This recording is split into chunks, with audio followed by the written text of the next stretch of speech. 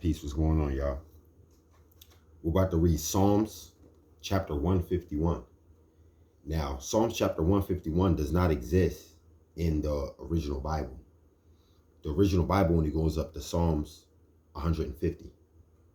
Psalms 151 does exist in some Bibles, but it doesn't exist in most Bibles, okay?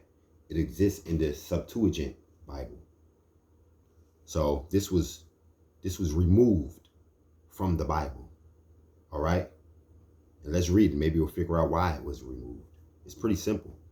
This is Psalms 151. I was small among my brothers, and I was the youngest in my father's house. I tended my father's sheep. My hands formed a musical instrument, and my fingers tuned a lute.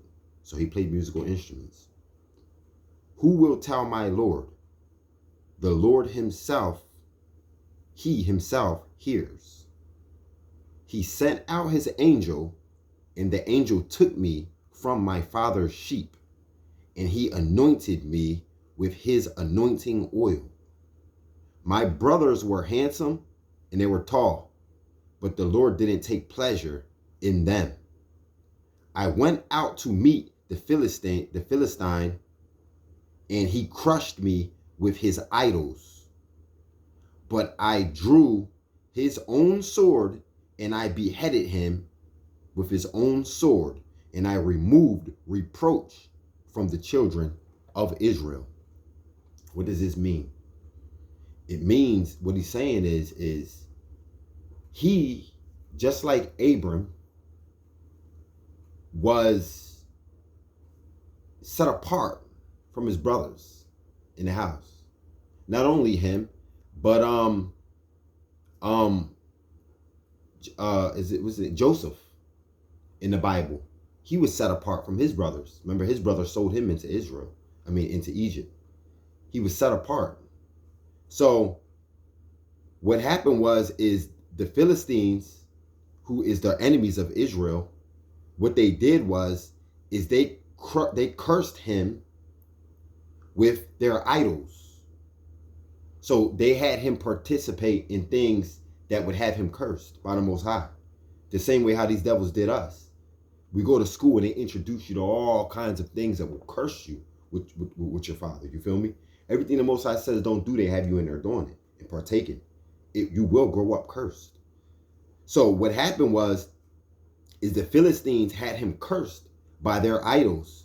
But he said, I drew the Philistines' sword and I cut their head off with their own sword. Well, what did the Most High say would happen? He said that they will be trapped and ensnared by their own traps and snares that they lay for us, right? Once you stop committing sin, their traps and snares that they lay out for you, they'll get caught up in. So what he's saying is that I use their own weapons against them. Now, does this mean that he physically probably pulled a sword and did that? No. What it means is that most likely, look around, look at what these devils tried to do to us. Look at it. Look at what they tried to do to us. And now look how we can see what they're trying to do and how we can teach our people, don't do that. That's wrong. Look what they're trying to do to you. You feel me? As long as we're not participating and going along, then they are doomed. So he said that once he beheaded them, he removed the reproach from the children of Israel. The reproach, the curse from his people. He removed the curse from his people. He did it. See? All you have to do is see what these devils are trying to do to you and what they have been doing to you and why, and you patch that up. See what I'm saying? They never wanted us to have a relationship with our God. They always wanted us to have a relationship with their God and chasing money and prosperity. But once you see it for what it is, their weapon, for what they're doing to you, once you see it and you can identify it, you can use their own traps and snares against them. Everything that they said don't do, do it. Period.